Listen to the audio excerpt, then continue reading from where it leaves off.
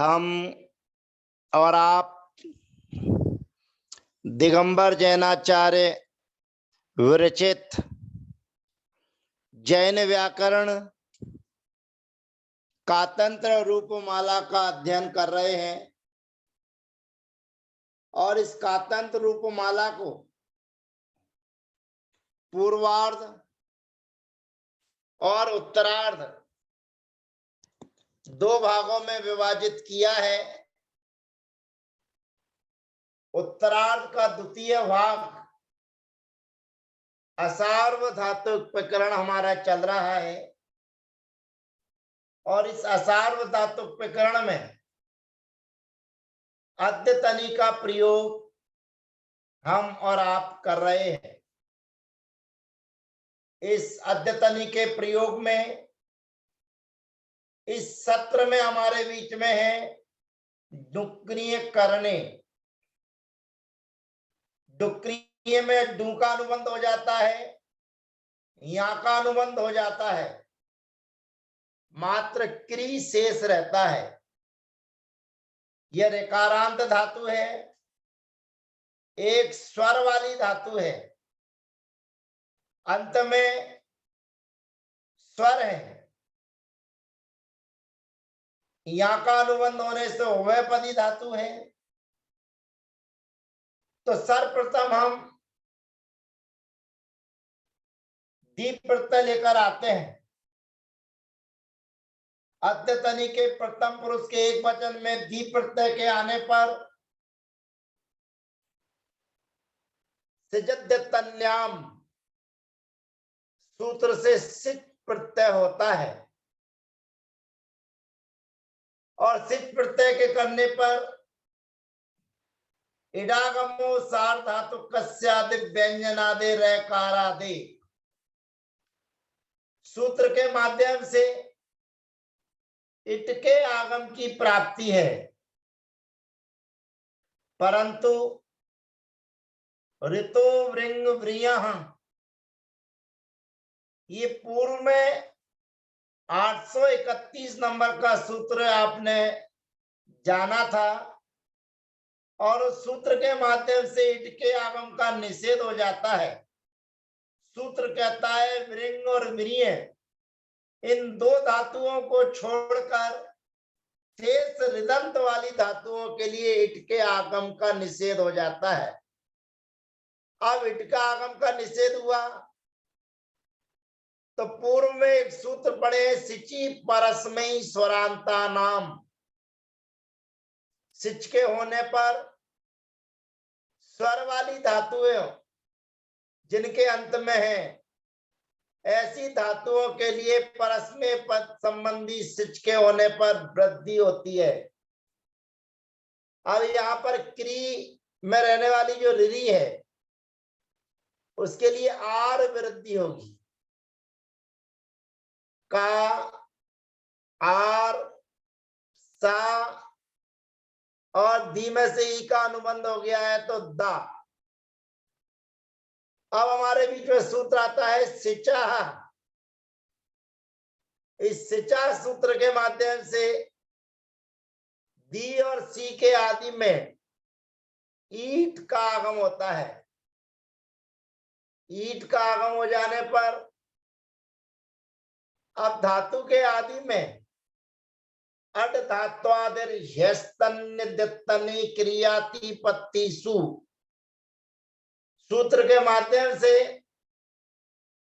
अट का आगम होकर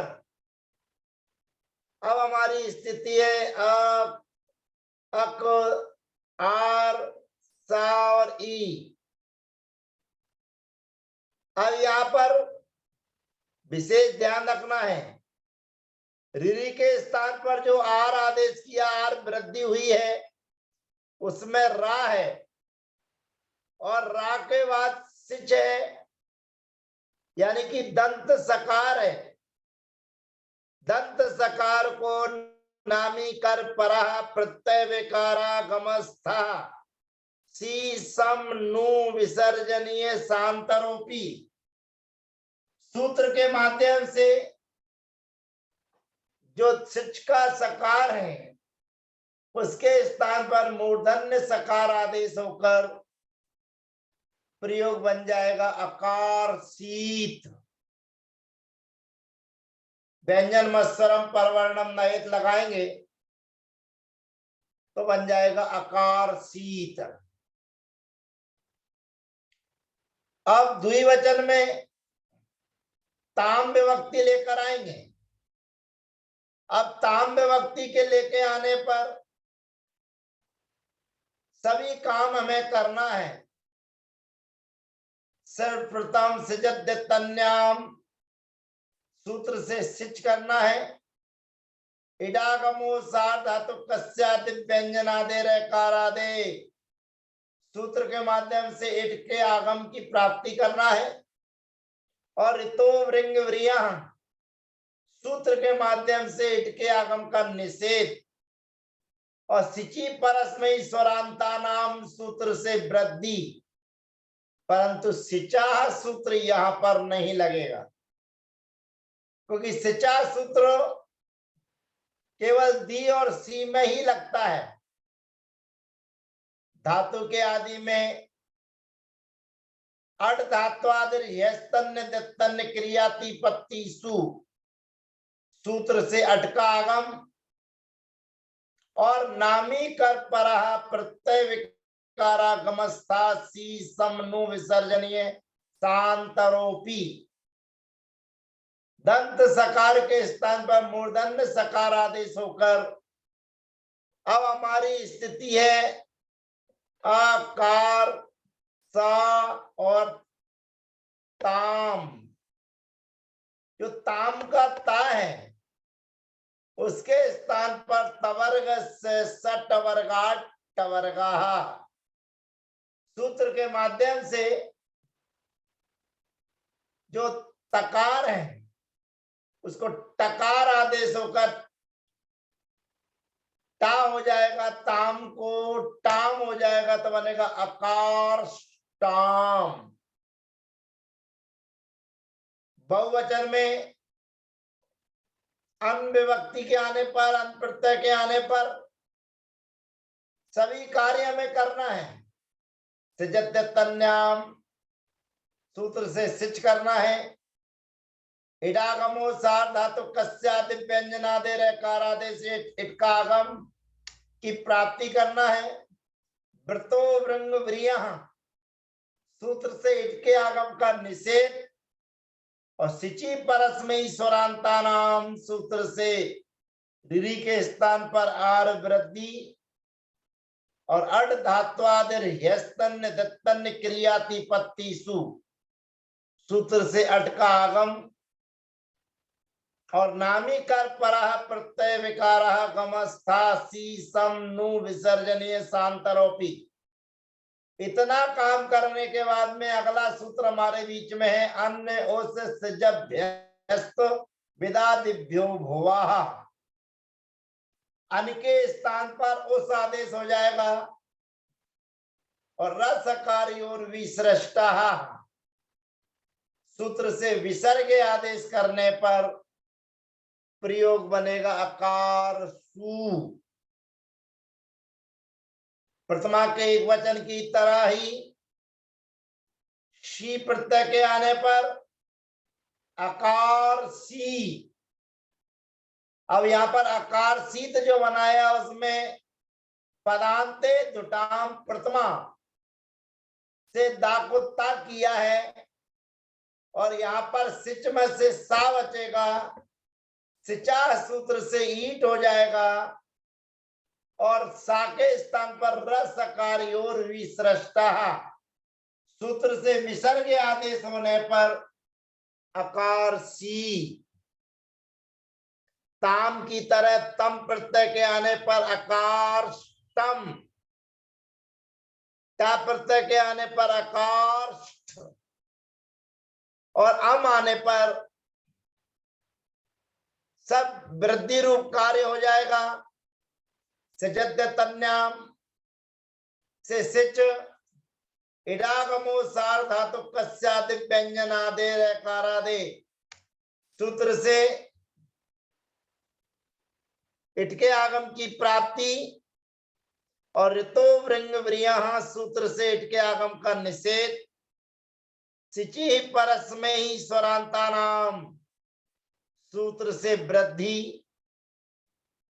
और नामी कर पर प्रत्यय विकारागमस्ता सी समनु विसर्जनीय शांतरोपी सूत्र के माध्यम से दंत सकार को मूर्धन्य सकार होकर प्रयोग बन जाएगा अकार सम।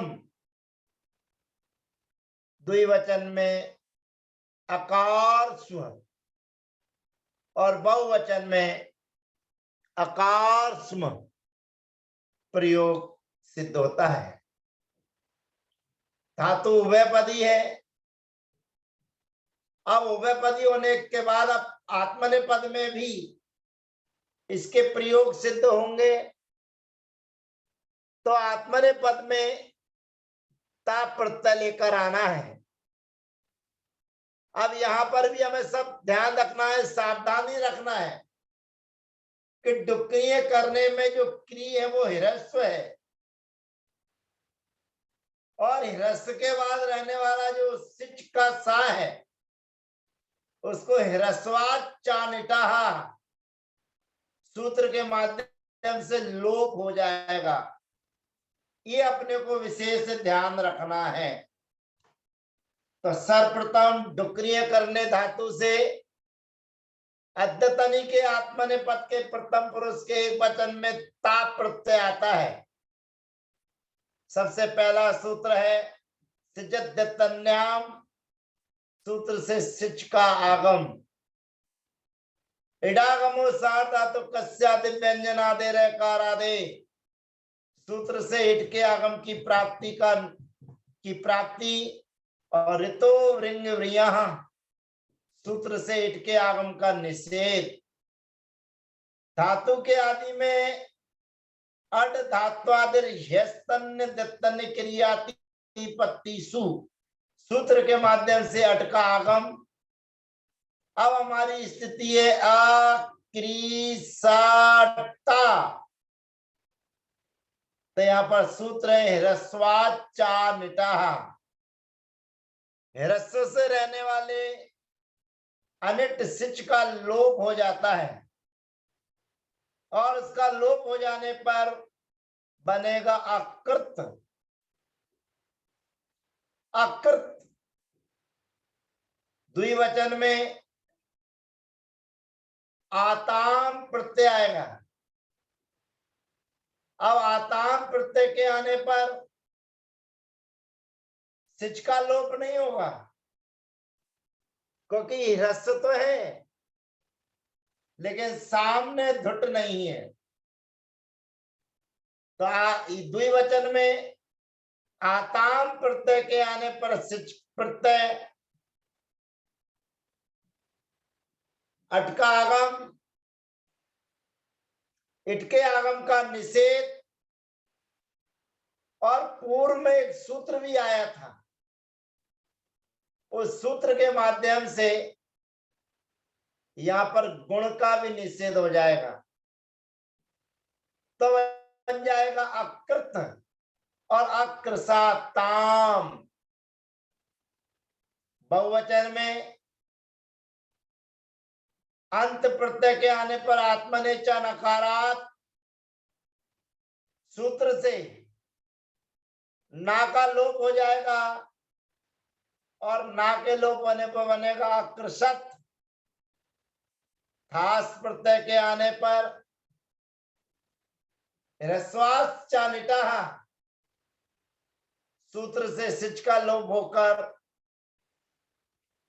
आकृता। फिर आथाम प्रत्यय के आने पर आकृसाथाम। अब ध्वम प्रत्यय के आने पर सिचो धकारे सूत्र से सिच का लोप हो जाएगा। यद्यपि ह्रस्वास चानिटा सूत्र से भी लोप की प्राप्ति थी परंतु सिचो धकारे विशेष धा प्रत्यय होने के लिए ही कथन करता है। और सिचो तकारे से सिच का लोप होकर नाम्यंता धातु राशि रद्द तनी परोक्षा सुधोढ़ा सूत्र के माध्यम से ध्वम के धा के स्थान पर ढा आदेश होकर प्रयोग सिद्ध होता है अकृध्वम। उत्तम पुरुष के एक वचन में ई प्रत्यय के आने पर आकृषि ही, वही प्रत्यय के आने पर आकृष वही और आकृष्मही ये प्रयोग सिद्ध होते हैं। इस प्रकार से तनादि गण की धातुओं का प्रकरण पूर्ण हुआ।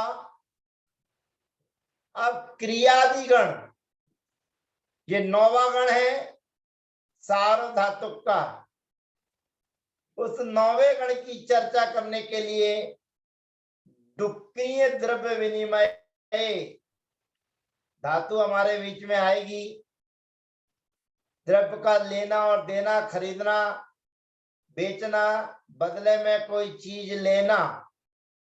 अब यहाँ पर ध्यान रखना, डुक्रीय करने और डुक्रीय द्रव्य विनिमय, इन दोनों में बहुत अंतर है। अभी जो धातु आई थी उसमें कामे ऋरी स्वर है और ये धातु है उसमें कामे रा और रा के बाद में दीर्घ ई, यह स्वर है, यानी कि अंत में दीर्घ ई है और अंत में दीर्घ ई है तो सिची परस में स्वरांता नाम से वृद्धि होगी, तो ई के स्थान पर आई वृद्धि होकर अक्रेसित प्रयोग बनेगा। इस धातु की चर्चा अगले सत्र में हम आपके बीच में लेकर आएंगे। तब तक के लिए जय जिनेन्द्र, वंदना, सबका यथायोग अभिवादन।